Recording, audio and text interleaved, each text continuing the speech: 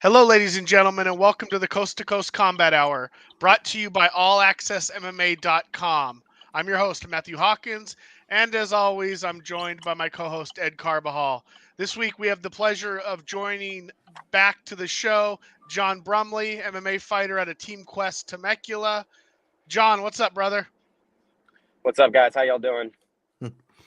Good, man. I know you're about to do a training session and coaching session, so we got you kind of on the run. I'm glad you're making time to talk to us.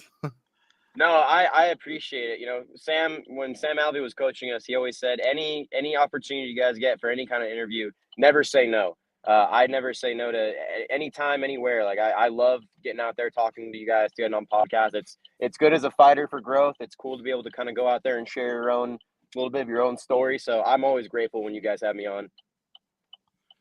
Well, we definitely enjoy your time. So the last time we spoke to you, you had a fight scheduled, and you suffered a pretty brutal ankle leg injury. Yeah. Since then, I guess that's healed up, and the good news is you got a fight on March 18th for Hendo Fight Night. How is everything going with the recovery, and what do you got? Where are we at with this fight? Yeah, no, I'm super excited to finally be back into camp and get a fight going again. It was a crazy injury that happened. It was something that was super simple. I was literally defending a takedown against the cage, and then I went up, got put down, and my ankle went the wrong way, and I suffered a hypersupination. So ankle popped out, popped back in. Dealt with some ligament issues for a little bit, but I was on my PT, on my recovery. I made sure to be on every bit of session in terms of like my upkeep on it, my recovery, icing. Like I did everything possible to make sure I could come back 100% healthy to go. I'm super proud of the progress I made on it. I'm back in the gym going 100%, if not 110% more than I used to be. So I'm super excited. I'm booked to fight March 18th here in Temecula again for Hendo Fight Night. I'm going to be the co-main event. I'm super, super excited. It's a nice fight I got offered. I'm fighting, I believe he's 2-0. His name's Cody Warner. He's out of One Legacy Training over, I think it's Encinitas. I actually fought one of his teammates, I think it was 4 years ago for Epic in the main event on a day notice. So I think because I lost that fight, they think they have an easy little advantage over me. But the difference is I'm a completely different fighter than I was 4 years ago. Also, I fought that guy on a day notice and still gave him some smoke. So I'm excited to see how I do in a full camp. I've gotten bigger, I've gotten stronger, I've gotten faster. I think this is going to be probably the best anyone's going to see me in the cage right now. I'm super, super excited. Do you think there's any on their end? Do you think there's any like overestimating their how they'll do that night just because of your time away and the injury and stuff? Oh yeah, for sure. I mean, the biggest thing I think people think about when they see my record is they look at my record and see, I'm 4-4 right now. They look at my losses, but they don't pay attention to who I fought. The thing about amateur, like I said the last time I was on your show, is it's all about experience. You should be taking the tough fights. You should be fighting the tough guys. It's only going to make you better and more prepared when you go pro. If you try and pad your record or kind of take a bit more of a stepping stone approach, that might do well for your confidence and your ego. That's cool, but how is that going to fare in terms of when it's time to step up to the plate in the big leagues and you got a guy that can defend takedowns, that can box, that has jiu-jitsu, that's better than you in, an aspect of your game that you didn't know about. I'm truly grateful that I've had kind of the rougher road. It's made me into a very dangerous guy to deal with. When I fought his teammate, I showed up to Epic and my guy didn't show up and his guy didn't show up. So we were both up to no opponent. And I think I went from like the second prelim to the main event quick. And there was just on a simple day notice, but I was there. I made weight. I was ready to go. I wasn't going to go home without at least getting my feet wet. So, I went out there. I broke my hand in the second round of that fight. And throughout that scramble, we ended up on the ground. He got me in a Kimura. So he ended up subbing me. I know this guy is a purple belt in jiu-jitsu. I don't know how long he's had his purple belt for.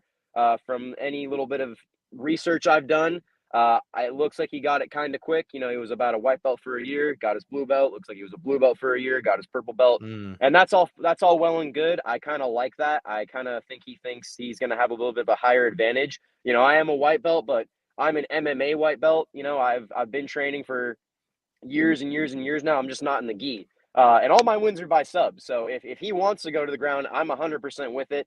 I've been drilling a lot in terms of being in bad positions, being in places you don't want to be, and just grinding out of there. So I feel like there's not much he'll have to throw at me. The guys he's fought aren't that as experienced as me. You know, they're still kind of getting their feet wet in the sport. I know he's 28, so he's older than me for sure. But in terms of, you know, output and experience, I'm happy I hold that advantage over him. You know, I've been in the cage many times now against super tough dudes. I don't think there's much this guy can throw at me that I haven't seen before. I just plan on going out there and showing my power again like I did my last fight. I'm hitting way harder than normal. I'm stronger than I've ever been. I truly feel like I'm starting to fill into my 170 frame, even when I become professional. I'm super excited. He has a karate base, so he throws a lot of wild stuff.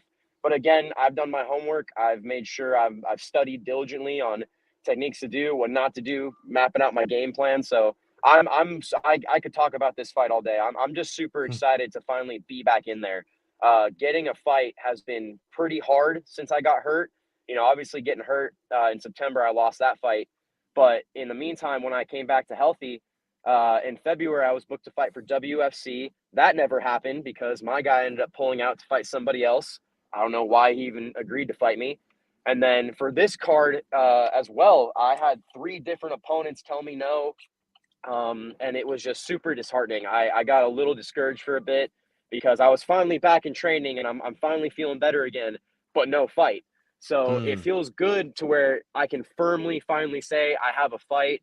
I'm really grateful to Cody for even, you know, accepting the fight. I have a lot of experience over him, but the cool part is he's surging right now. You know, he's 2-0. He's coming off 2 first-round finishes, both by sub. So I think there's a lot of hype behind him, and I'm excited to derail that. You know, I've said it once before, I'm kind of like a veteran amateur, so they can keep throwing all these up-and-coming green guys at me. I'm going to keep showing why, you know, I've been here. I'm going to stay here. There's no one that's going to take away what I need to get. So I'm super excited. Yeah, man, you should be. The thing about it, it's a blessing in disguise though when you lose a fight, especially you know like you coming back off the injury and you already stabilized. You said everything's good to go, but it kind of gives you an extra time to almost underline the fact that you know help you be more ready than you already are. Oh yeah. No, I'm super excited, and you know it was definitely a hard road back. I'm not gonna sugarcoat it and say, oh, you know, I was injured and I took the time. It was definitely a mental and physical battle the entire time because this was an injury I truly thought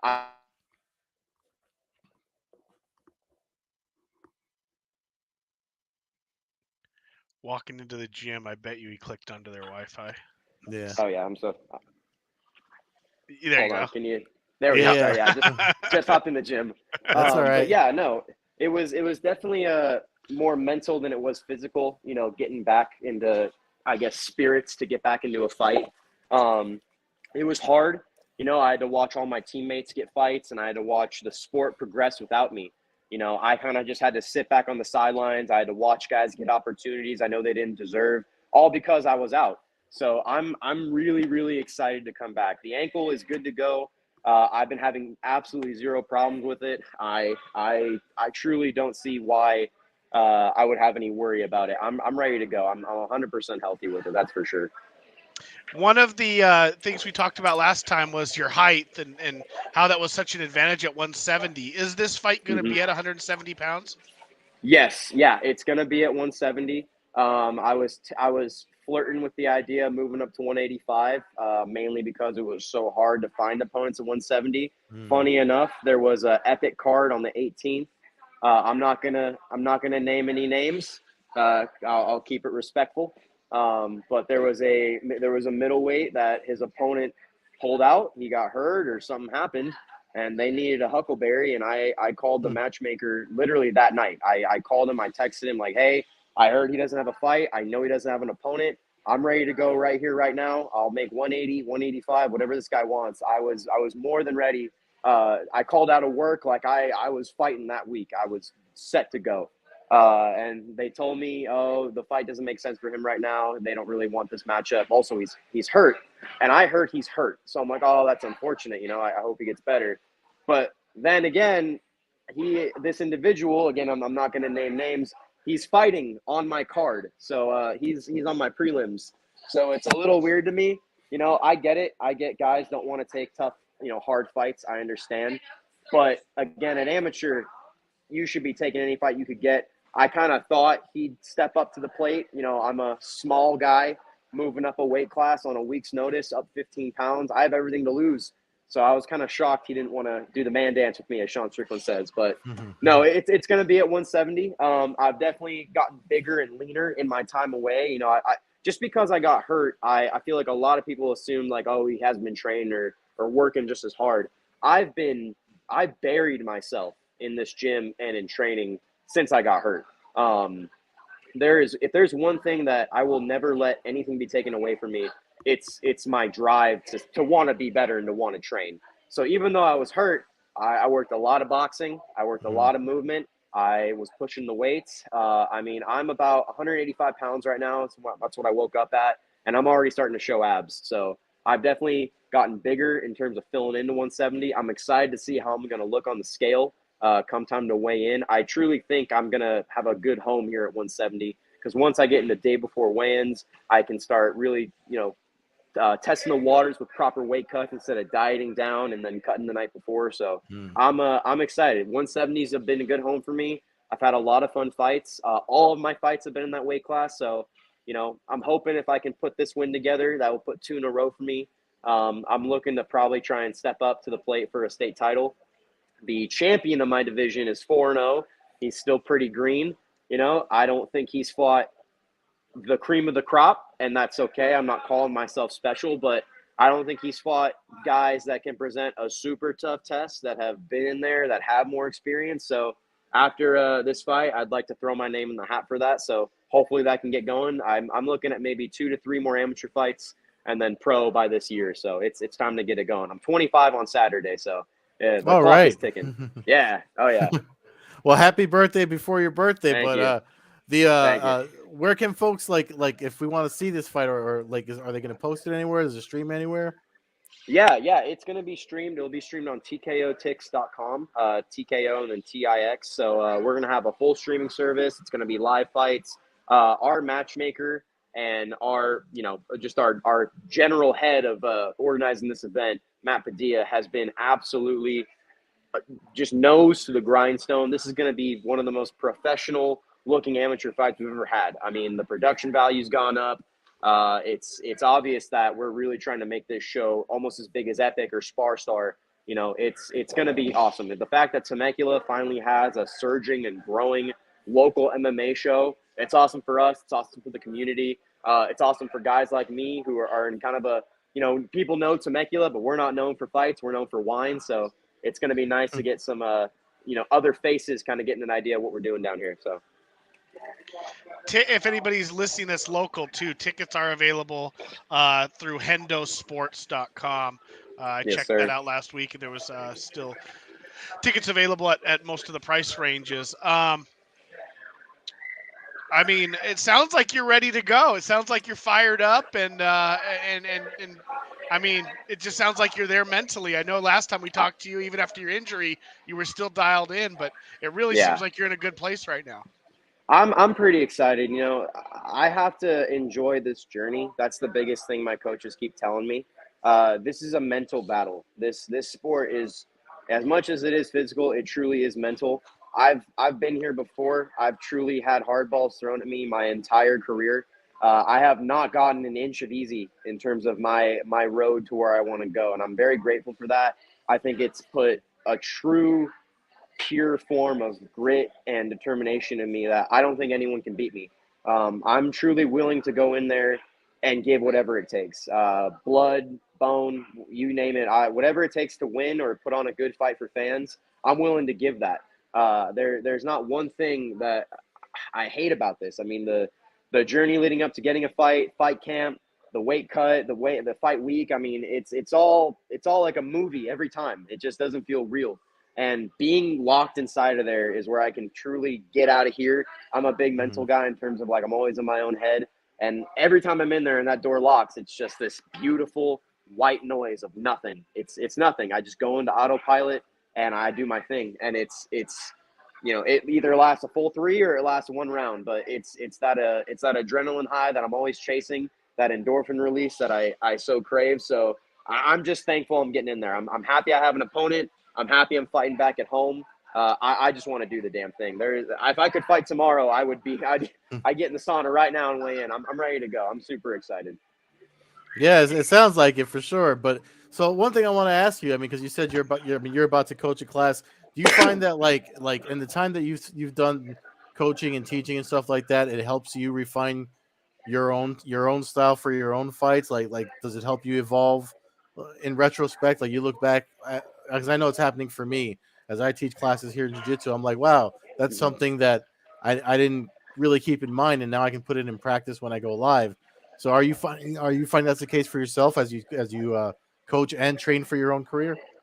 Funny enough, yeah, I love coaching. I know I'm only an amateur and I'm still young in the game, but being able to give back where I can means a lot. Me and Mason, we coach a lot of the kids here. We Mm. coach the kids class and we coach our intro to MMA class, which are teenagers. And that class has been growing like crazy.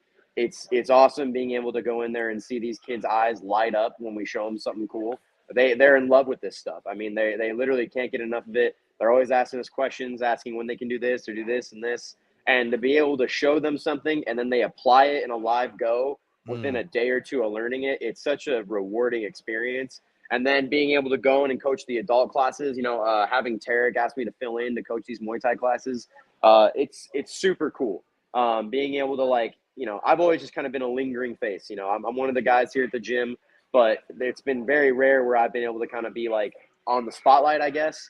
And the nice part is, when I am able to teach, it shows people I know a lot more than I look. I actually got some knowledge up there myself. So it's really cool because I get to show techniques that work for me, and then I see how it works for other people. But then on top of that, I can kind of structure the class in even still like a training session. We can do drills, we can go live, and it's only going to be beneficial for me, even if I'm just holding pads for somebody. Mm-hmm. It's super cool. I've been loving it. I definitely want to take more of a coaching role as I grow. Once I'm 100% pro, me and Jeff Creighton over here, we want to make sure we're co-headline or co-captaining this amateur team. We have an amateur team tryout March 11th, so I'm pretty excited for that. We get to see a new crop of faces in here that think they want to fight, so I'm excited to see how that goes. We plan on making them cry, so I'm super excited.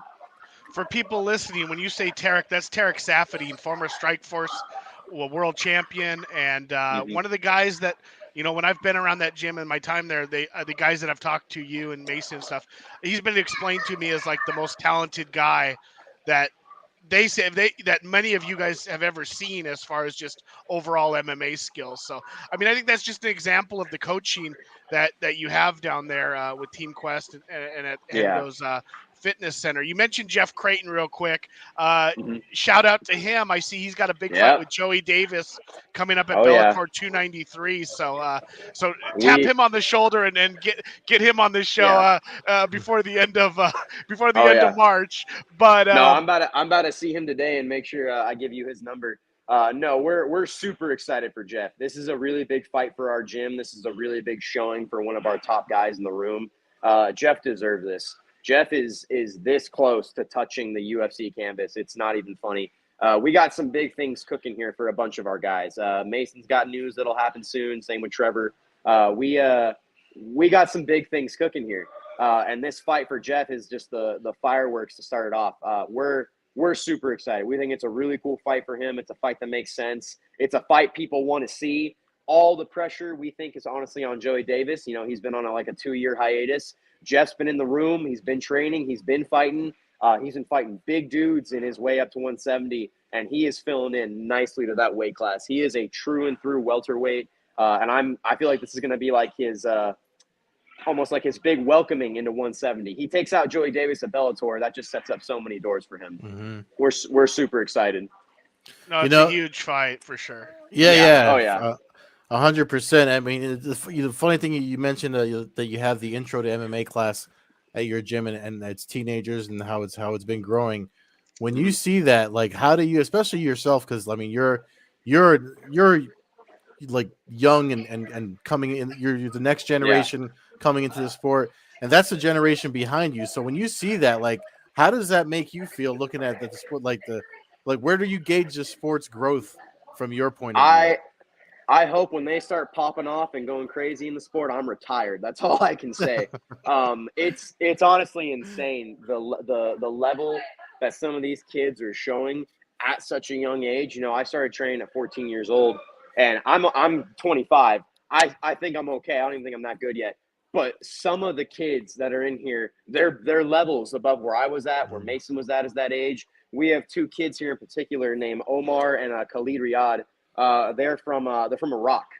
These two kids are from Iraq. They moved here a few years back, and these two kids are just absolute workhorses. Omar's 18 years old, and we finally got his MMA debut, and he's 1-0 right now. I call him our Middle Eastern Khabib. The things this kid's doing in the training room, he applies in the cage immediately. He goes in there, he picks him up, puts him down, subs him. His younger brother, only 14 years old, he's given problems to our smaller guys in the training room, most of our flyweights and bantamweights. Like, these kids that are this good at such a young age, it's going to be insane to see what the next crop of true UFC and top-tier talent is going to be when my time is done. It's insane because kids are training younger and younger and younger and younger, and it's kind of scary. Like, it's awesome to see, but at the same time, you know, 10 years from now, when I'm hopefully in the tail end of my career, and I'm the old vet looking for a fight to end it, I could get offered one of these up and coming young killers who were armbar and blue belts and wrestling high school level kids when they were when they barely had their driver's license. So it's insane. It's super cool to watch. It's super. The game right now, you know, old UFC is phasing out, and I don't want to say that in a disrespectful way. The generation that we all loved and grew up on, you know, the Shogun Hendo era, the Rampage era, you know, when Conor fought Chad, the Aldo era, it's almost gone. And it's just an overflow of new faces and new talent, and it's faster. It's way faster. The techniques are way cleaner. The disciplines are way more diverse, and the people that are coming in have way more training experience. Look at that Muhammad Makayev kid. I think he's 21. Raul Rosas. I mean, that's insane. The fact that there's an 18-year-old in the UFC and I'm still an amateur, I got to get my shit going, you know? Like, it's crazy. It's insane. So I'm super excited to see where this sport's going to go in these next coming years. The fact that the UFC just had its 30th anniversary is still crazy. The fact that it's only been 30 years and it feels like it's been 100. So. You mentioned you're the co-main event. Do you have any teammates on the card that you're able to train with and prepare for this event? Oh yeah, it's been kind of nice. Our entire camp right now is basically, we're all in camp. All of us have something going on. We got Jeff for Bellator. I got a couple of our guys fighting for Up Next in LA. A bunch of us have AMI fights coming up. In terms of on the card, the main event was supposed to be John Tabarez versus Kyle Stodgill. I'm training with Kyle, super good guy. John Tabarez is a local welterweight. He's, you know, in Murrieta. I've agreed to fight him many times. I'm kind of shocked we're still not fighting. I'm here whenever he's ready. But Kyle got hurt. That's unfortunate. I hope he, you know, heals up quick. He had a bit of a knee injury. But in steps in my teammate and training partner, Angel Elizondo, who I coach and corner. He's 3-1, all finishes. He's got nasty power in his hands. He's got great jiu-jitsu. And this main event is actually a bit more filling because he's a former training partner of John Tabarez over at Fight Syndicate. So it adds a little drama flair to this fight. It's pretty cool. It's got a good backstory. On the prelims, I have my teammates RJ White, Quentin Shattle, and then who I just mentioned, Omar Riyad, my little prodigy. He's on that same card with me as well. So it's super cool being in camp with all the guys I'm coaching and training with because it's one big energy. There's not one person that's sitting out of around. There's not one person trying to take it easy. We're in go mode, and it's just been nothing but insane pro practices for weeks now. The sparrings we're having are insane.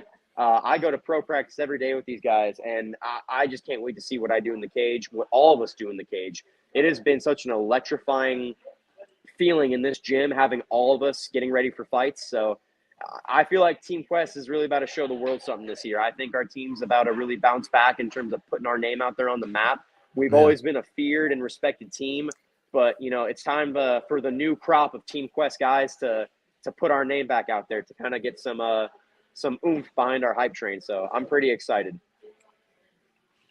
It's like you got to remind folks of there's folks that never even heard of Team Quest. You know, like the newer fan base anyway. You know, like Team Quest has been around a long time, but You Yeah. know, everybody makes talks about AKA and John Winklejohn and all that stuff.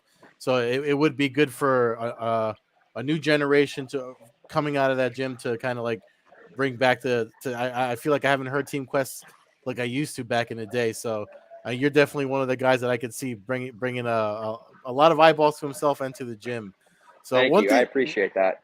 one thing that impressed me about you the last time we had you on was your attention to detail on the sport, as far as like when we were doing the picks for the UFC. I mean, there's one coming up too, but like how do you study the sport so much and at the same time just kind of like not lose focus on your own, especially now you're in camp? Like, Yeah. does one distract you from the other? Do you have to kind of like put the blinders on when you're in camp?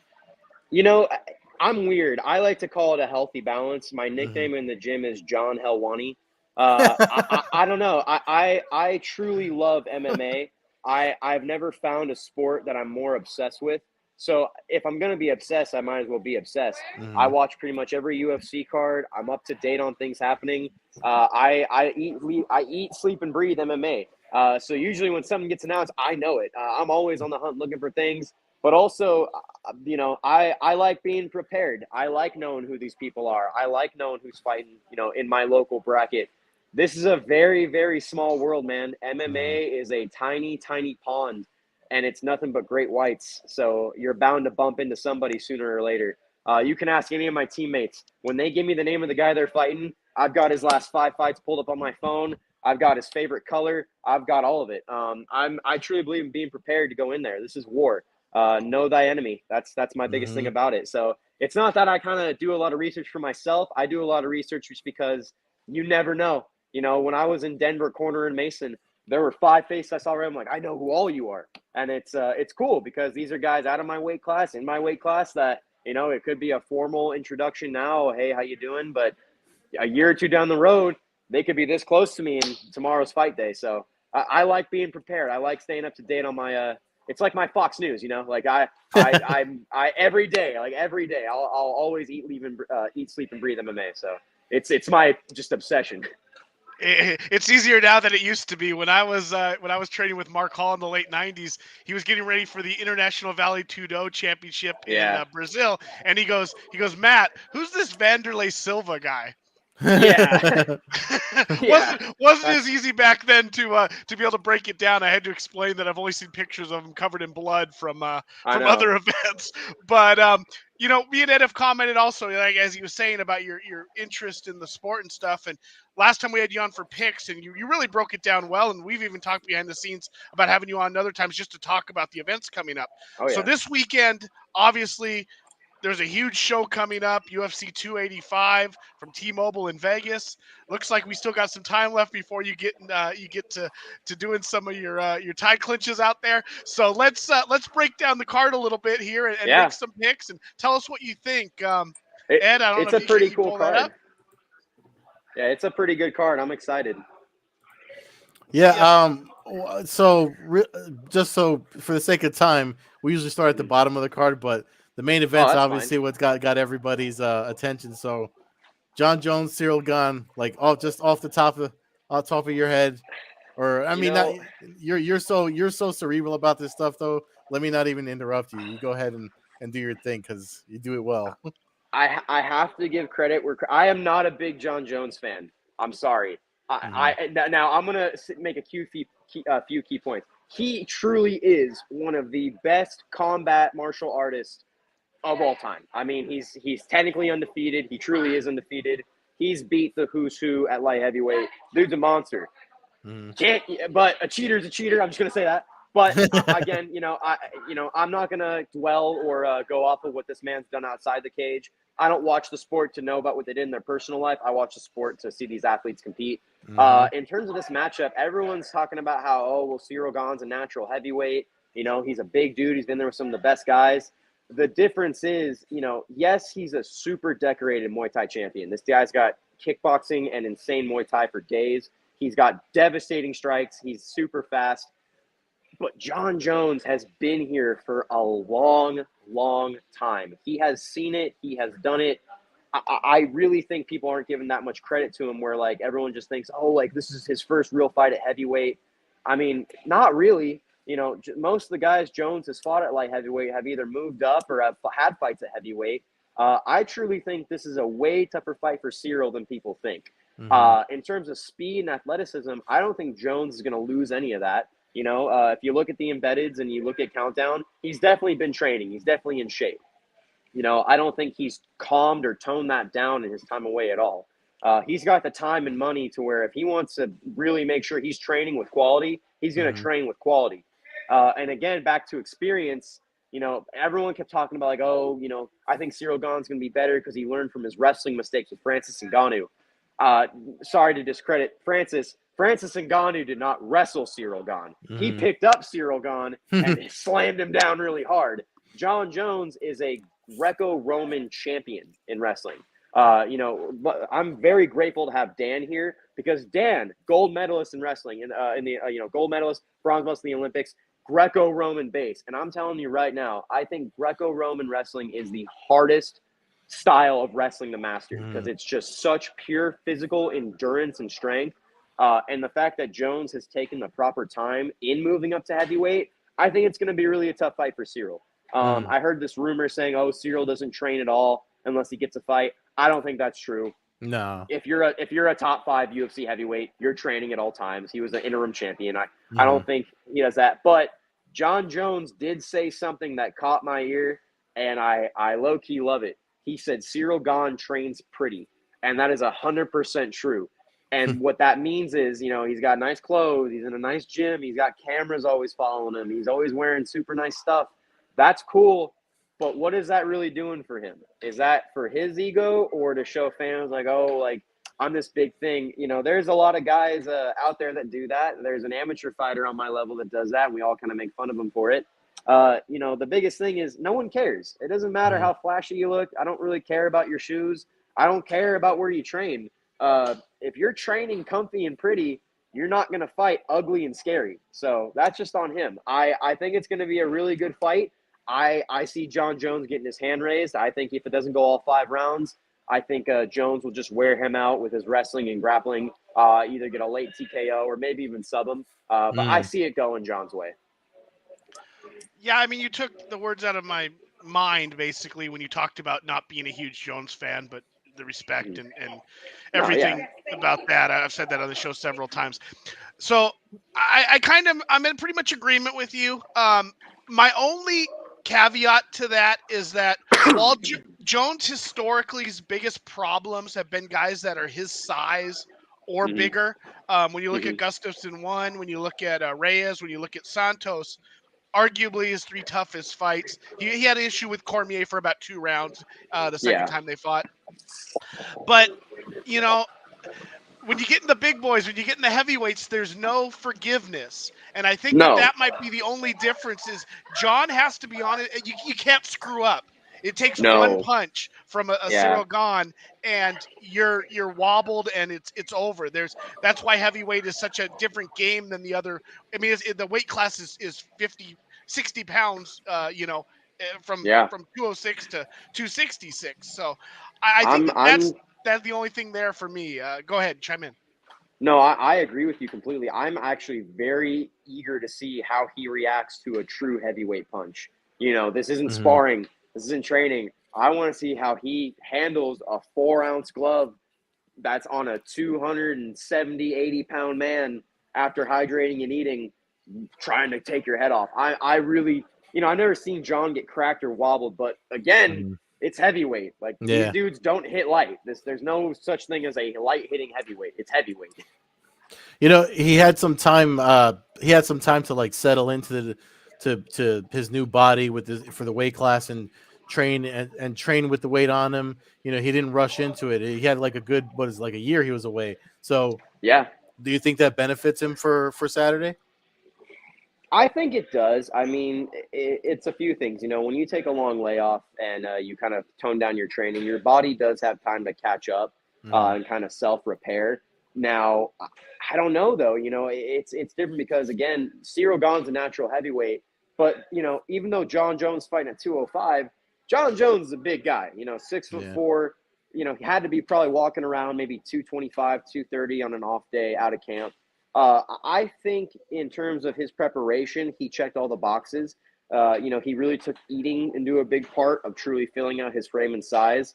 I'm sure there's going to be major strength gains with all the weightlifting he's been doing. He's been doing a lot of Olympic weightlifting in terms of like high output, a lot of weight, short bursts, and that's kind of what you need at heavyweight.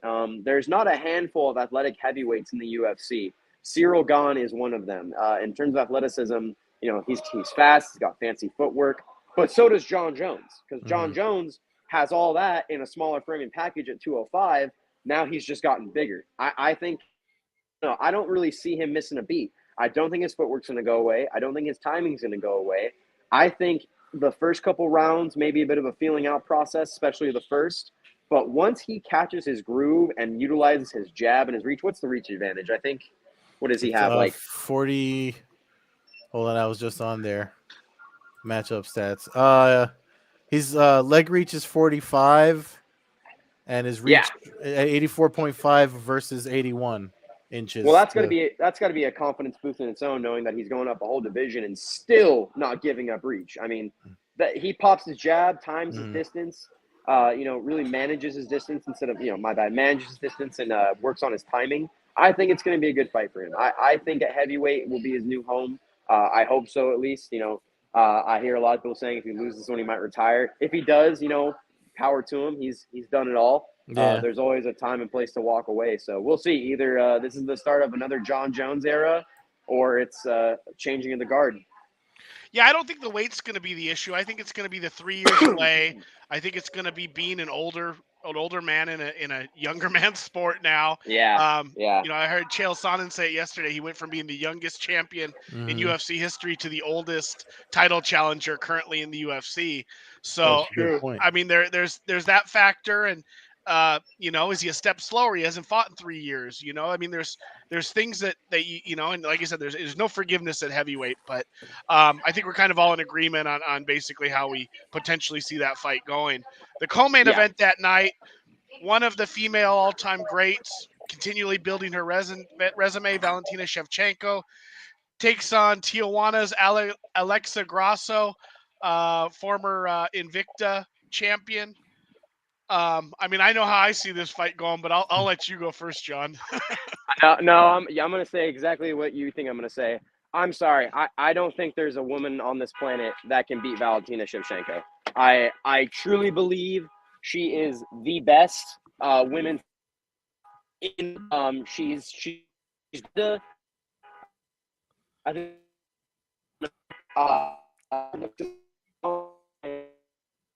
he's breaking up because he stepped outside. You're breaking up for a second, so I'm gonna chime in when you get back into the gym. Yeah, I think Valentina handles this fight. I love Grasso. I think most MMA fans do, but she's no problem. But I think she's in over her head here. I see her getting taken down and basically done dirty with some elbows, crucifix, something like that. I can see it ending easily before the end of the second round. TKO or a Kimura or something like that. It's just crazy because I feel like people don't give Valentina enough credit. I love seeing footage of her training. I mean, she just beats the shit out of these dudes, grown men, and I don't know. I really think there's no one that will beat Valentina. I think Valentina retires champion. I think she stays champion. Alexa Grasso has great boxing. She's a tough chick. I just think Valentina gets this done. She has shown time and time and again, anywhere you take the fight, she's gonna be better than you. She's insane. I swear to God, she's like a Russian Marvel superhero or something. She speaks like 4 languages. Is super good in gun combatics. Like, I swear to God, she's like the real life Black Widow. I'm a fan for life. I love Valentina. Yeah, me too. I mean, I think we're all on the same page as far as our picks go. Really quick, just because the fights that are folks that are been talked about a lot. Bo Nickel, Jamie Pickett versus Jamie Pickett. This Bo Nickel's UFC debut, and they have him opening up the main card. I mean, what's your take on him on his first fight officially in the UFC, the 3-0? I'll be honest. I was being a bit of a hater. I was like, who is this guy? I never knew who he was. I'm like, who is this guy? Why is he getting such a big opportunity so fast? And then I was like, well, it's time to do some research on him. Insanely accoladed wrestler. I think right now, best wrestler in the UFC, hands down. The titles he won, I think he won 2017, 18, and 19 NCAA titles back to back for Penn State, which is a feather in its cap alone. And then, you go and watch him fight. He went 2-0 as an amateur, and then he had his pro debut, did well, had his, almost real debut, if you want to call it, on Contender Series, and went through and went 2-0 there.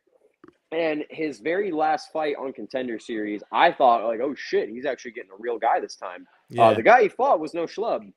And then he goes out there and just decimates him. Yeah. And then, you kind of go through and see the training he's doing, where he's at. He has my respect. This guy has put in the time. He's put in the work. He's honestly a super cool human being. He's a super nice guy. I'm a fan of him. Bo Nickel, I think, is going to surprise a lot of people. Jamie Pickett is a tough test. Don't get me wrong. That's not an easy fight for your UFC debut. Jamie Pickett's been in there. He's got a lot of experience. I just truly think the strength and the speed that is behind Bo Nickel's wrestling is going to get it done. I don't think there's anyone he can't take down. I know it's MMA. I know anything can happen. But, the biggest thing I've been told is that what about knees up the middle, uppercuts up the middle, showing those strikes, showing those shots. If they were going to do it, they've done it. The easiest way to fight a wrestler is fight a wrestler, a wrestler's way. Be mean. You got to be mean. So knees, elbows up the middle, timing your shots, really utilizing your hips. But I don't know. I think Jamie Pickett's a brawler. I kind of think that's kind of why they pick this fight for him. I don't want to call it a winning a feeder fight. I'm not going to say that. I'm not going to disrespect Pickett like that. It's a tough fight. Stylistically, it's a tough fight. I just think, if push comes to shove and Pickett gets wild, you give Bo Nickel 5 seconds for a double leg, he's on his ass. And from there, he's over in Happy Valley he's at an ATT Happy Valley, which is, kind of, I think it's like 20 or 30 minutes away from Penn State.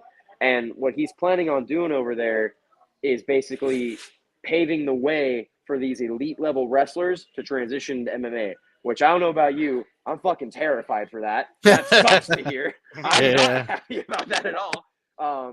It's really cool to see the things he's doing. I think there's going to be a very big future for Bo Nickel. I really hope he stays at 185. Please, God. I'm super excited. I think he beats Jamie Pickett. But again, it's 50-50. I think it was Carlos Ulberg when he fought Kennedy and Nzechukwu. Everyone counted Kennedy and Nzechukwu out. Everyone thought Carlos Ulberg, he's this big buff dude, super intimidating. He's Israel Adesanya's teammate. They assumed he was going to walk through and smoke Kenny and Nzechukwu. And then what happened? He went out there and he got starched right then and there. Doubters silenced. So it's going to be a fun one. I'm super excited. I know Jeff Neal's on that card too. I'm a big fan of that one. I hate that he's fighting Shavkat Rakhmonov. That guy's actually legit and super good. I'm team Jeff Neal all the way. However, if he gets taken down, I think Shavkat's going to do it. But Jeff Neal is just one of the best knockout artists to watch. I would love to see him versus Jack Della Maddalena or Jack Della Maddalena versus Vincente. Welterweight is fucking awesome right now. It's my favorite division right now. Yeah. Well, you break it down pretty good. I'll say about the Bo Nickel fight, like you said, it's not a gimme fight, but the UFC wouldn't put that fight on the pay-per-view if they thought he was going to lose. Yeah. That's about the best way I can say it is for his debut in the UFC to be on a pay-per-view main card. They expect him to win. They expect to showcase him. So that should be a hell of a fight. Jalen Turner against Matthias Gamrot, another barn burner. Turner, came out of Southern California when I was covering some early events for some of the events at the Commerce Casino. And he from that point on, he's pretty much put on show after show in the UFC. So, man, I think you broke it down as well as anybody could for the fights that we talked about. I see it's getting close to your training time. Do you have anything you want to throw out? Any sponsor names? Any Twitter handles? Anything you want to throw out? Just one more time, remind folks where, when, where, and how to get there. Yeah, I'm fighting March 18th for Hendo Fight Night. It's here in Temecula, California. It's at Dan Henderson's Athletic Fitness Center. It's at the gym, 27901 Jefferson Ave. I live here. That's how I know that address. I'm here every day. You can watch it on TKOTix.com. There's tickets for live fights in person. The main event is right there, walking through the door right there. So we're super excited. I'm really excited to watch this fight. If you can't make it in person, tkotix.com. We're doing a live stream. I'm the co-main event. So, grab some popcorn and a beer. You got some time to wait on me. I'll have to find out who's doing play-by-play for your fights. I'll have to have a chat with that company. Oh yeah, I'm planning on being there, looking at tickets, working my way out there on March 18th, as I'm lucky enough to be right down the street from there as well. So, hell yeah. Again, John, thank you. Co-main event is Cody Walton, March 18th. UFC this weekend, March 4th, the return of John Jones. Fans can check out the show at Combat Hour on Twitter, Coast to Coast Combat Hour on Instagram. Follow me, Matthew Hawkins, at MMA Hawk 21 on Twitter and Instagram. Follow Ed at Carbazol on Twitter, Carbeerzol on Instagram, Old Head Carb on Twitch. And you can always check out our show at allaccessmma.com. Check out allaccessmma.com for our video podcast, MMA stories, and MMA news. John, get to training, get to coaching. Have a great night, brother, and thank you for your time. I thank you guys so much. I'm serious. Every time you guys give me the opportunity to come on and talk here, I can't be more and more grateful. Anytime. I love talking to you guys. Thank you from the bottom of my heart. Thank you. I really appreciate your support and giving me a voice to kind of speak on my journey coming up. So it means way more than you guys think. I thank you. That's all I can say is thank you from the bottom of my heart. Thank you for having me. Thank you, man. Good luck to you too. Thank you guys. I'll see y'all soon. See you. Good night. All right. Later, guys. Bye.